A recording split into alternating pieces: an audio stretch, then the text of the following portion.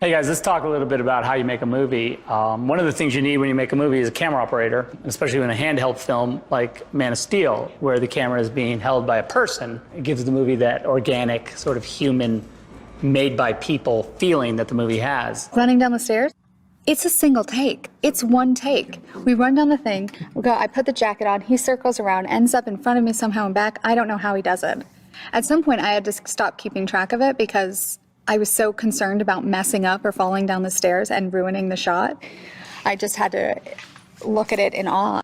A guy I work with is a guy named John Clothier, who's worked on a lot of my movies, and he is a very nimble and versatile individual. And so given the task of chasing Lois Lane from her apartment to the street in a single shot, which was the way it was originally conceived. Of course, in the finished film, it's cut up a little bit, but you can see that a lot goes into making a movie, but a lot rides on the shoulders of someone like John.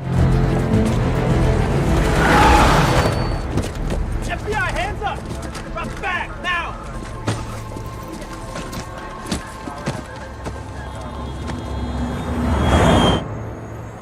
Regarding the visitors themselves, we know very little at this point.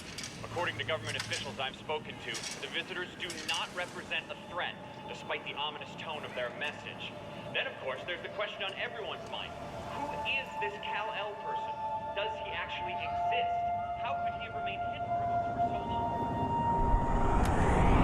Hey guys, I'm back once again. This is actually the scene where I get bullied. And at the beginning of the scene, it's actually interesting to see that I'm reading Plato's Republic, which is a really in-depth, really serious, difficult to comprehend book. But the fact that this 13-year-old's reading it means that he's different early on. This whole scene really shows what Clark goes through in his younger years and what makes him who he is when he's older. Come on! This is really the scene where Clark and Jonathan really connect. Kevin was, so great to work with on set. It was such an honor to have such a legend to work with. And, he was giving me so much advice about acting and about how to own myself, which was really, really special to me.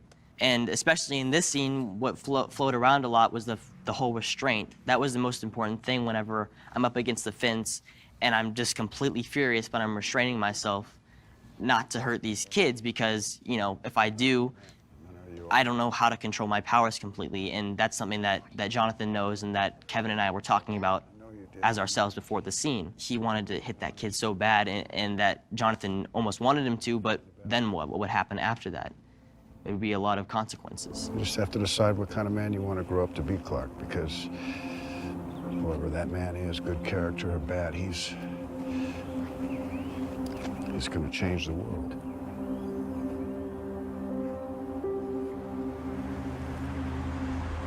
What's on your mind? Something that was talked about a lot throughout filming and behind the scenes was the fact that myself and Cooper Timberline, the 9-year-old version of Clark Kent, are really what's setting up this whole story and what makes Henry Cavill's Man of Steel who he is later in the movie. Zach and I and Zach and Cooper talked a lot about this and how really we are the backbone of the origin story. And it was really the fact that he has this whole struggle throughout the whole movie of who he is and what the right thing to do is. That's what really we all worked off of, which really made us alike. As far as building from what Dylan did and the young Clarks did in general, and that relationship they built with their environment, he's lonely and he feels strange. And I think in that environment where he's been raised by Martha and Jonathan to never react in an aggressive, violent way, to the point of it being sort of such a key thing which they've raised him as, that instead it's manifested as a sense of loneliness and just being unaccepted. And so I carried that with me into the adult Cal. He feels he doesn't belong, and he doesn't know whether he should belong or not.